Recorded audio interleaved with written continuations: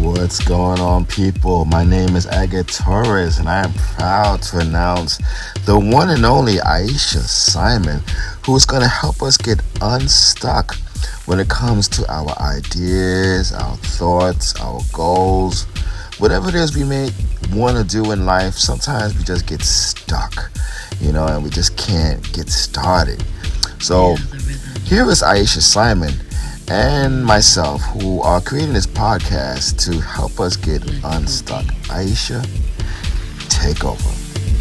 Pulling them drums. Well, hello there, beautiful people. This is Aisha Simon, and I am excited to be back on the podcast, our Getting Out of Your Own Way. And today's podcast is called Turning Your Naysayers into Yay-sayers. Aga Torres came up with the title of this episode, and I'm excited because I love a good catchphrase. Like that's a good one. So here's the thing, when we talk about getting out of our own way, we really do have to think about who are our biggest naysayers and turn them into the yay-sayers. And so, just as I always do when I have to mull over certain things, it's important that we take time to reflect, that we take time to be introspective, and to really think about the things that we need to do so that we can get to where we want to be. And this whole podcast is really designed to help us to get out of our own way, because the truth of the matter is, a lot of the times, that is the problem. We are our own roadblock. And so this title, Turning Our Naysayers into Yay-sayers, is a phenomenal topic because it lends right to what we were talking about.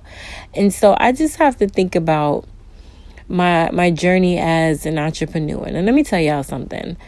I get a lot of ideas, a lot. Like, my mind is constantly moving and running. And a lot of times things pop into my head. And, I'm like, oh, that might be good. That might not be good. That might be good. That might not be good. And there were a lot of times when I had a lot of ideas for things, and I would just sit on the ideas, just sit on them, just, get in your head and you don't move. And then I would see somebody with the idea that I had, and they're making money from it. They're getting popular.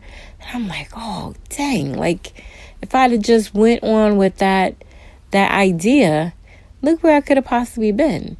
And so, I think that we really do have to understand the power of intention and the power of thought. And so when we talk about naysayers, a lot of times we just have to be honest with ourselves and identify ourselves as sometimes our biggest naysayer. And so when you want to put things into motion, when you want to achieve certain things, you really do have to be cognizant of what is going on in your own minds. Now, I know for me, sometimes me being my biggest naysayer, a lot of times I would doubt things or say this is not the right season, or maybe I don't have enough money to put into this idea, or this isn't going to catch on to what I wanted to catch on to, whatever it is. A lot of times we become our own biggest naysayer. And so one of the things that I think is really, really important is us modulating our thoughts and what type of thoughts we're having. What kind of scripts do we have running in our minds when we are trying to do things? And I know for myself, and I'm pretty sure you guys can identify with this, when we are trying to approach things, whether it is something new, usually when it's something new, but whether it's something new, or unknown, or something that we just don't really have a clear idea about, but something that we want to broach, we have to make sure that we are checking ourselves and checking our thoughts. Sometimes our past experiences can be naysayers to our future successes. And so we want to turn those thoughts, we want to turn those behaviors into yeses. We want to turn the naysayers that lives in our mind, that resides within us sometimes, into a yay-sayer. Because now I've gotten to the point where I'm just kind of like, well, what's the worst that could happen, right? So when I have an idea, and I'll be honest, you guys, I do a lot of things. I sell oils. I do event planning. I have an event rental and event planning business. I started another company called Pop Up Romance, which is like a small event planning for couples. And, the ideas just keep on coming. But the one thing that I said that I made sure that I've done in order to turn those naysaying thoughts into yeses is to just try. Because regardless of anything, the saying, nothing beats a try but a fail. But you can't fail unless you try. So my advice is just try, unless it's something that's detrimental, unless it's something that, you might, like sink your life savings into, and, you can't afford to take that type of risk. But the things that we approach on a daily basis, the things that we're unsure of, sometimes the past failures that we've had continue to be, things in our mind that become the naysayers in our approach to things. And we really do have to just try sometimes. And sometimes you got to sit down. I remember I used to work with a student in high school, and because I'm also an occupational therapist, if I never mentioned that before. And this kid was very anxious, right? And so he had anxiety, and it was like so bad where he was like basically like not living, like definitely not to the extent that he could live. And he was just a teenager. And I just thought to myself, wow, like it must be really hard to, be in this mindset where you're afraid of so many things and you have all these fears, and it keeps you stagnant. It keeps you scared. It keeps you not from living. And I think, this happens to us, some more than others, some from time to time, especially when we have to approach things that we're not sure about, because there is a fear of the unknown. But there is something to say about us actually trying, even when we don't know what's on the other side of the door. And so with this child in particular, one of the things that I was intent on was to help him to see things more from a logical standpoint. So we talked a lot about probability. So one of his fears was planes, right? Like he was fearful of getting on a plane. And we did some research. And I think, sometimes the fears that we have, sometimes those negative thoughts that we have, sometimes the naysayer that might reside within us, all come from either past experiences or just not knowing what to expect. And so sometimes we have to, dig in. That's why, when they have you doing a business, right? Like before you plan out your business, part of your business plan is you need to research your field. You need to research the need for the service that you might be providing. So then that way that it's a viable business. And sometimes we have to just put in the extra work, the extra time, the extra energy. Sometimes it's research that we have to put in to see what's on the other side so that we can have enough of an understanding to proceed. And so with this youngster, we did some research about how often plane crashes happen and the probability of other things happening versus a plane crash.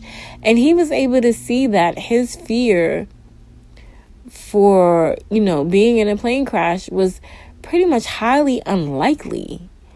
And he was able to kind of relinquish some of that. And I think just with anything, even with me, with these business ideas that I've had, I've gotten to the point where I've gotten so tired of just, living in fear of failure that I just said, what, I'm just going to put it out there and let it fly and see what happens. And, part of it is, I do my research and I speak to people, and you do like what they call like a market analysis and all that good stuff to see if what you were thinking is going to be viable. And you go for it.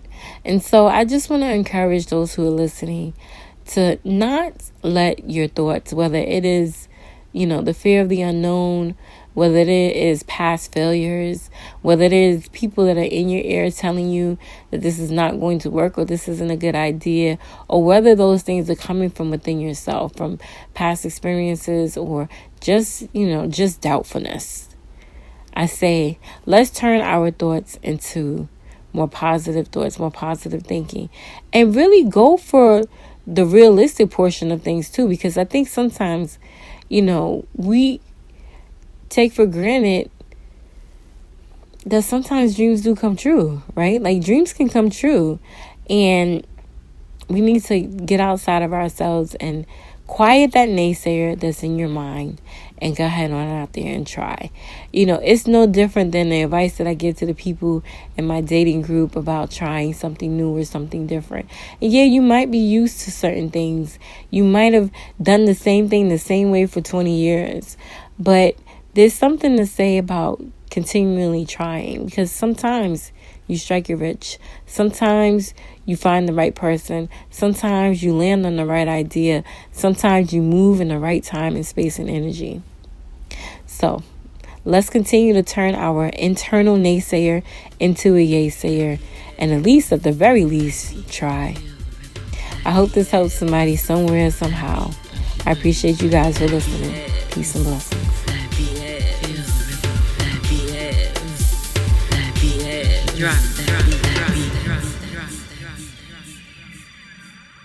That was Aisha Simon, and she was dropping that beat, dropping those lyrics, dropping the words we need to hear so we can make it through each and every day with a positive attitude, positive outlook, and uplifting mindset, not just for us, but helping each other out.